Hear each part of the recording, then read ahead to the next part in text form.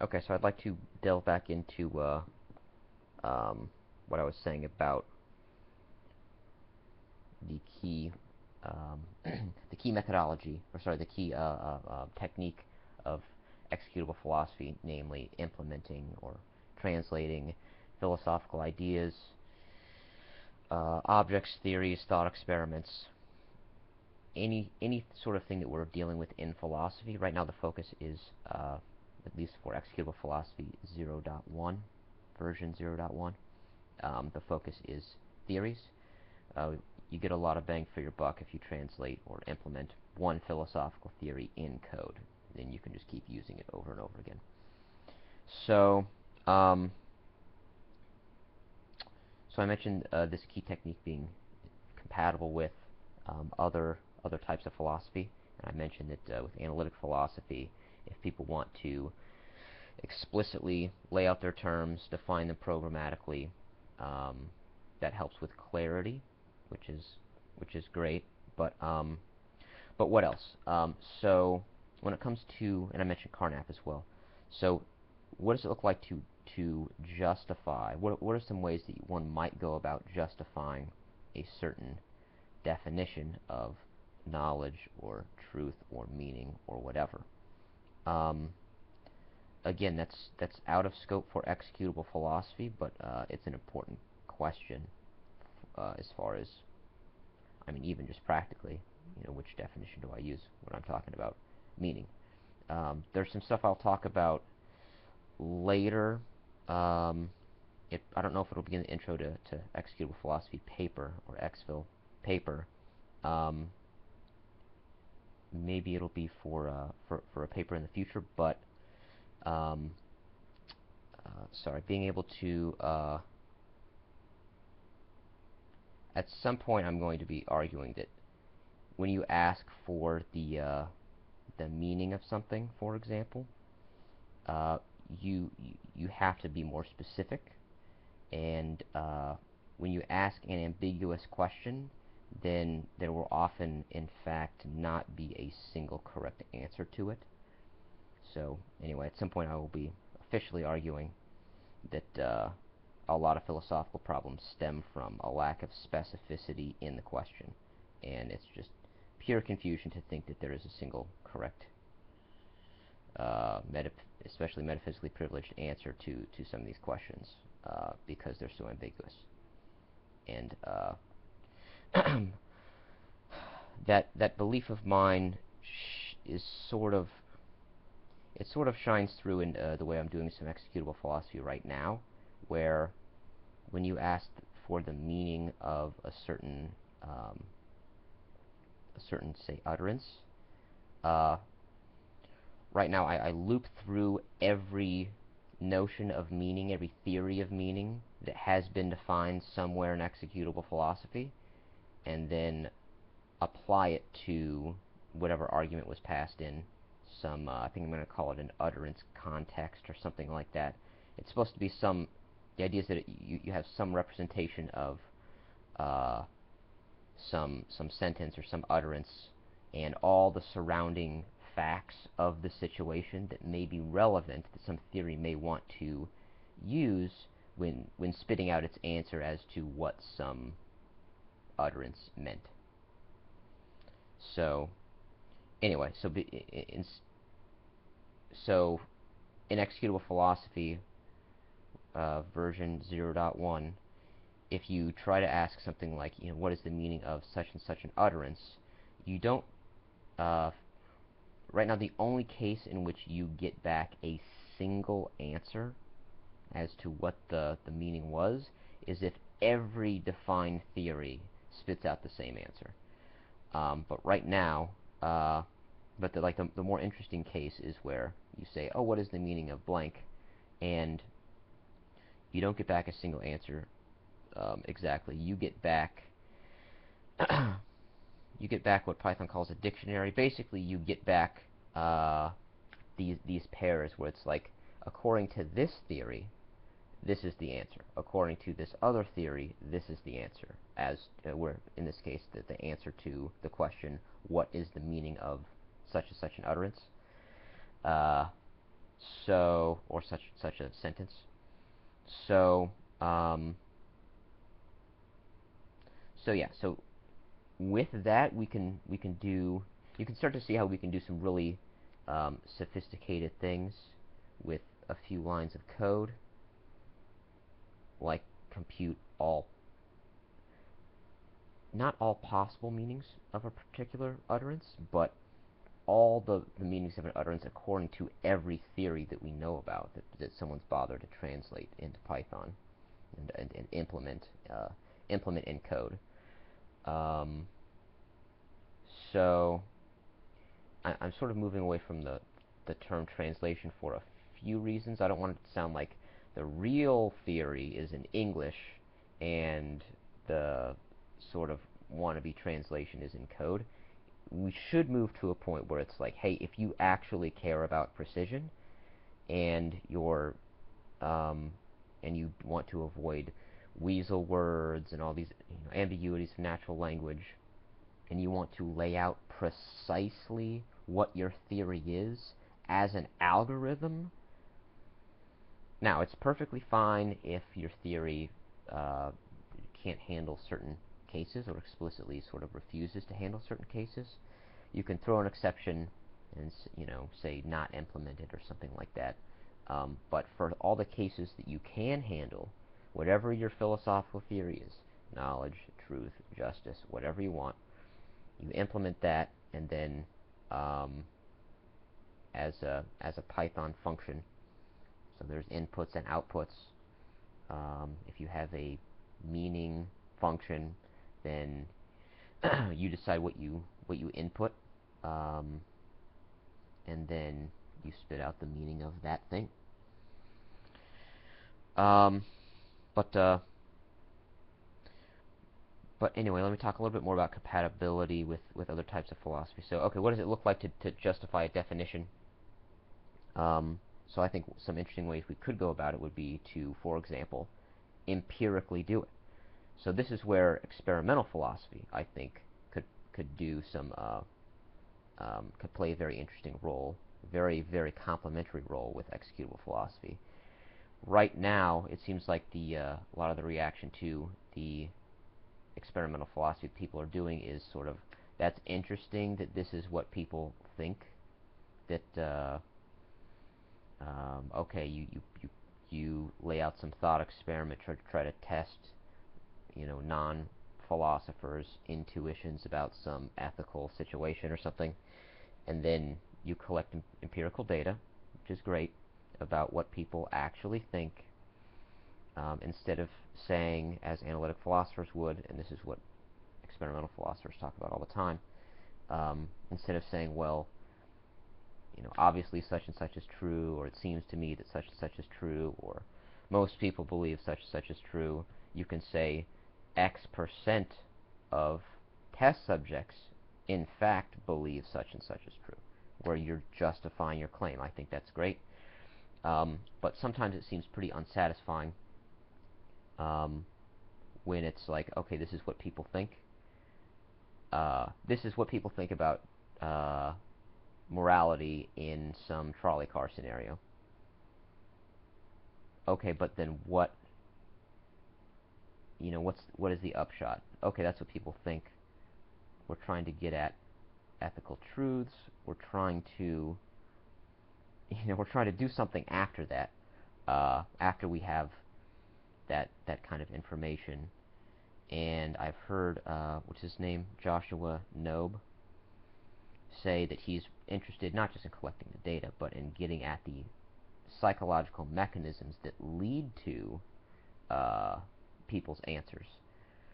And that's where you get into other controversial parts of experimental philosophy of, okay, so now philosophers are trying to do science, and hey, isn't this cognitive science or psychology or something? And what is it that you're doing that's not science? And if it is science, then why don't you leave it to scientists? I do think there is some room there to say, well, we're trying to answer philosophical questions, and most scientists aren't, so we're doing different experiments. So I think that part's great. I think that's defensible, at least to some degree. But But anyway, so how does this tie into to executable philosophy? I mean, if somebody lays down some definition uh, of justice, that again maybe it's not defined for every single input, moving toward that would be is something that we should really strive for. But anyway, if you have some notion of justice instead of it being based on, okay, there's like a few thought experiments that people did, and people's people's intuitions ultimately seem to be formed by or really can't be formed by more than so many data points.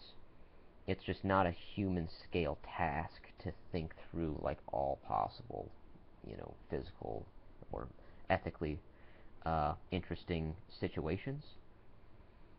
So, but with automation, but when you like, I hope it's clear how this really how implementing a philosophical theory in code can make it so that we basically augment human mental capacities, philosophical mental capacities of humans by using computers. So, in addition to the latest draft of Executable Philosophy that is in the video description below, in addition to a lot of what I've said there, I've made a lot more progress since then, just in the last month or so, 3-4 weeks, and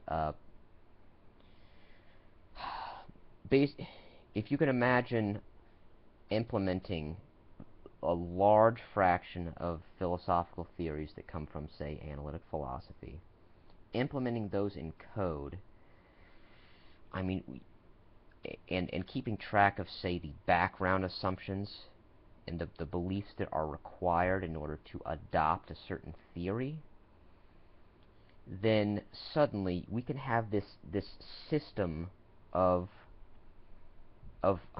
as much of philosophy as we can manage to translate or implement in Python, and look at the repercussions. Instantly have the computer calculate for us, have us compute facts as to what the repercussions are of, say, going from being a realist to an anti-realist with regard to some particular part of philosophy. Maybe we will subtly find out that, okay, of these 3 strong philosophical beliefs you hold, that they're jointly inconsistent. Maybe you were using first order logic over here and assuming that that's okay everywhere, and over here you wanted to accept, say, quantum mechanics, and this gets into more and more ambitious versions of executable philosophy, where it extends far beyond just philosophy, and we start including scientific theories. And then you can see, okay, if I want to accept quantum mechanics, yeah, I believe quantum mechanics, most successful physical theory ever, tons of experimental data, it's counterintuitive, but so what? It's one of the 2 modern pillars of physics, along with general relativity. And then if, on the other hand, you say, okay, I'm going to use first order logic everywhere, well, guess what? Quantum mechanics is incompatible with first order logic.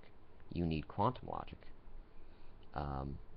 There's certain assumptions in first order logic where you sort of always assume that there is some fact of the matter, but at least according to many interpretations of quantum mechanics, until there's a collapse of the wave function, or at least until there's some sort of experiment that is performed, you can have a system be in a superposition where there's not a single concrete state that is the fact of the matter as to what the state of the system is in. So anyway, I think that's I hope that is a compelling example for, everybody everybody doing analytic philosophy is using first order logic all day, and don't even really think to use anything else, which I think is a mistake, by the way. But and then,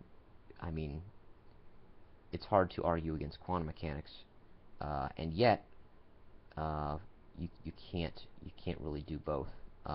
Now, it should be fine, I guess. It's an interesting question, I think, as to how sort of legitimate it is to use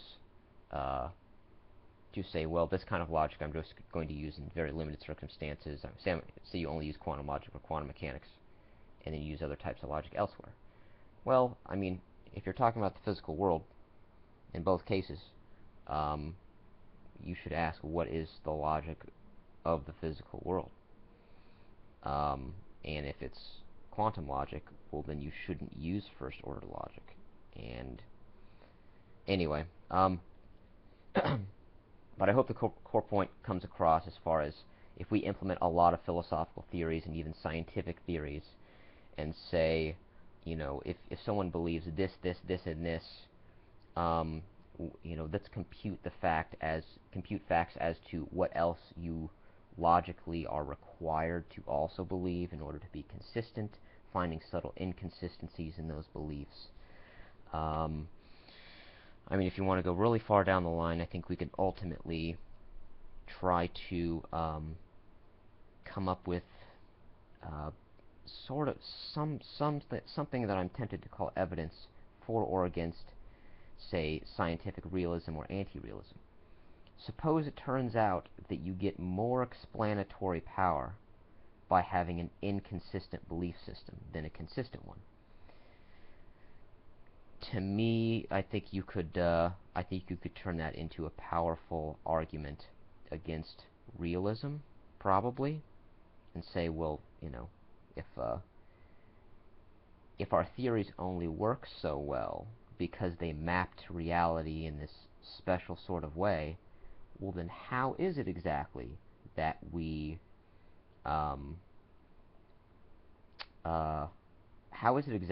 have all of these really powerful, explanatorily powerful theories of, say, science that are that are jointly inconsistent? How can that be? Now, if you're an anti-realist, then I would think that this makes more sense. You have this person over here doing one kind of science. You have another person over there doing a different kind of science. Maybe they're not really communicating and making sure that they're being logically consistent together. They're just trying to solve their problem. And then whatever theories they need to come up with to try to explain some phenomena, that's what they come up with.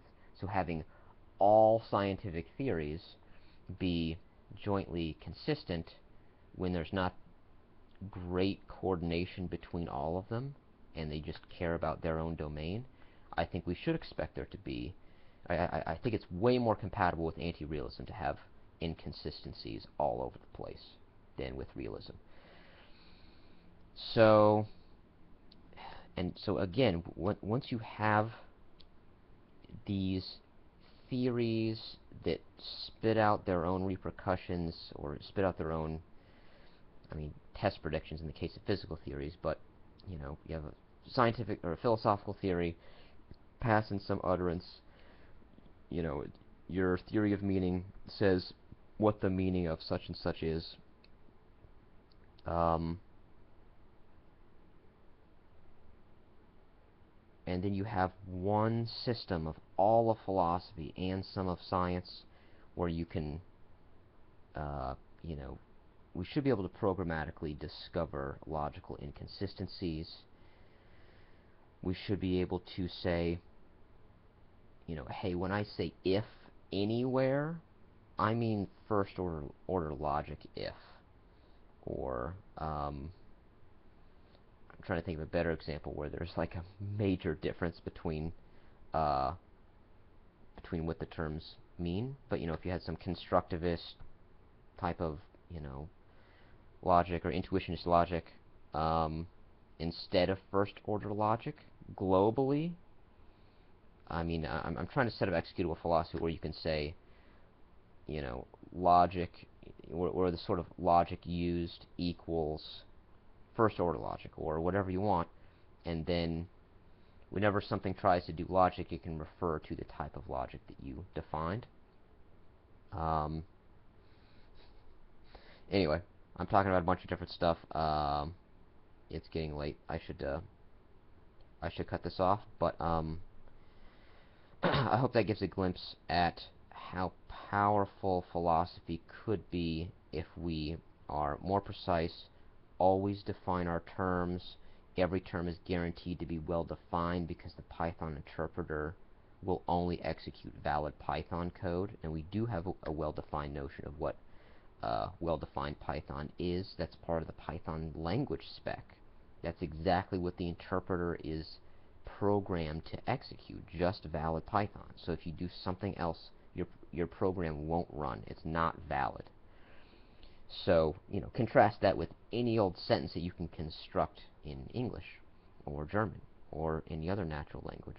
There's no guarantees about any kind of coherence or, syntactic requirements or semantic requirements. There's nothing. You can say garbage all day, and so I'm not worried about the, I'm not worried about nonsense being said all day when we do say analytic philosophy, but I am worried about misunderstandings and ambiguities and weasel words. If everyone has to define every term they use, then weasel words are impossible. So that's important. But anyway, forcing everything to be defined and well defined, and then computing facts about what you get when you combine, when in one system you have, again, many philosophical and scientific theories. I think we could do some powerful things, and instead of, even if you're an analytic philosopher, it should be exciting to be able to think about, wow, instead of me just thinking hard about a few thought experiments and doing bits of logic and trying to think through what theory of names I should buy into. I mean, if you can spit out, here's 30 cases where, given this input, here's what I think the output should be.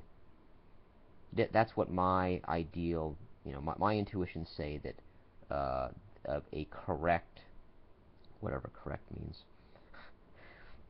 regarding a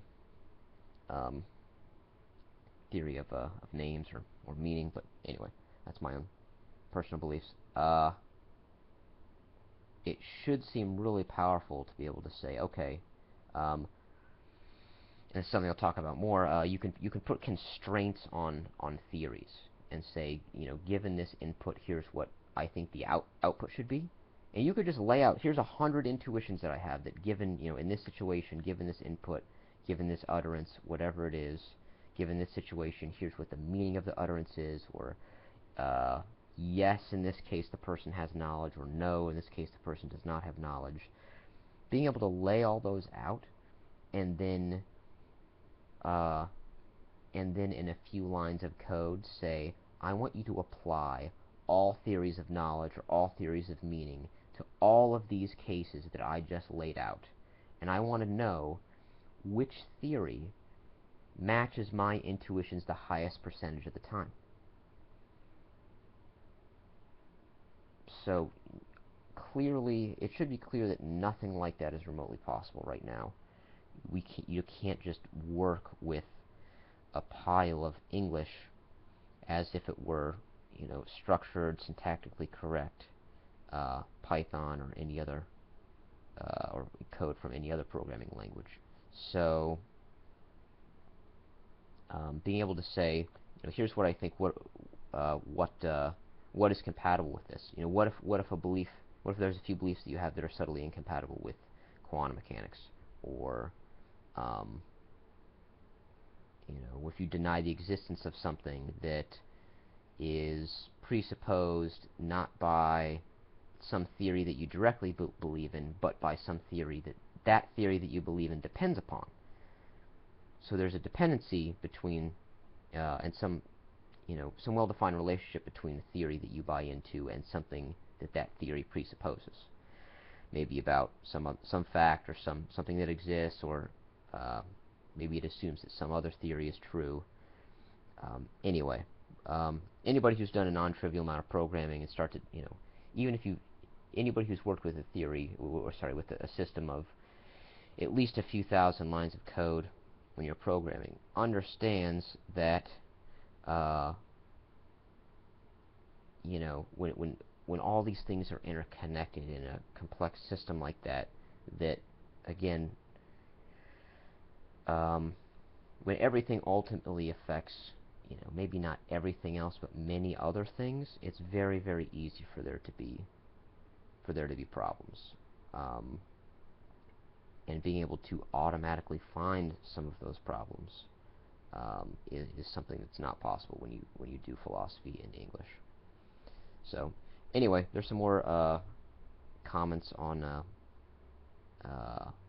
saying more about what executable philosophy is, some of its advantages, and how it can work in some sense in tandem with other types of philosophy, using experimental philosophy to justify a certain definition of, say, um, justice.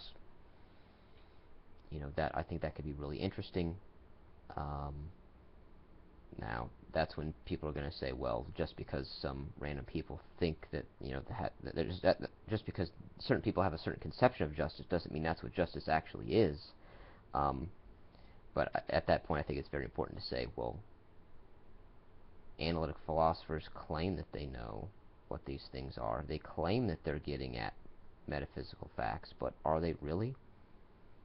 What is the methodology? What is it about the way that the human mind evolved in the plains of Africa that made it, like, what is the evolutionary pressure put on us to get at metaphysical truths? Um, I think if we press analytic philosophers, we're going to see pretty clearly that that people aren't going to be able to defend the claim that humans have such capacity. And it's not just intuition. I mean, what about anything that you think the human mind can do? What is it about the human mind that allows us to uh, get at these things? So anyway, I'm skeptical that we can ultimately do that, but at least the least we can do is to really put our intuitions to the test. Experimental philosophers make some of that possible, but computing all of the repercussions or many repercussions of having a certain belief or certain sets of beliefs or things like that. It's interesting because we end up with this. It's like this pseudo-empirical sort of result where it's not really empirical. It's not about the physical world, but we can have the computer tell us the result of having certain beliefs or accepting certain theories or whatever, and that being able to, I mean, being able to think about every branch of philosophy at the same time instead of only analyzing them in isolation. That's something that has always bothered me. It seems like whenever we're studying one theory or one branch, we just accept some sort of common sense beliefs about all the other branches instead of really taking their results very seriously. Um, to me, that seems like a mistake. But, I mean, to be fair, it doesn't seem like a human scale task to think about the global repercussions throughout all of philosophy of, say, accepting a certain belief or something like that. I mean, there's basic ones where I don't have the website up yet, but soon I will have an example on there where it's like, okay, suppose there's two trolley cars traveling, north simultaneously. Boom, exception thrown. Um, Einsteinian physics says there is no notion of absolute simultaneity. Okay, is that morally relevant in this case? I don't know, maybe not. But again, we just throw around terms like simultaneity when physics has shown, we have better evidence of this than we have of most things, that there is no such thing as absolute simultaneity. Now, if you just say in the reference frame, or sorry, in the rest frame, you know, there's two trolley cars going simultaneously. Okay, maybe that solves it, but the point is, I bet you didn't think there was any connection between some ethical claim over here and laws of physics over there that might be relevant. But again, having all of philosophy, all branches of philosophy in one system, everything well defined programmatically, that enables a lot of really powerful things. So I'll talk more about that later. Let me know what you'd like to hear more about, and talk to you soon.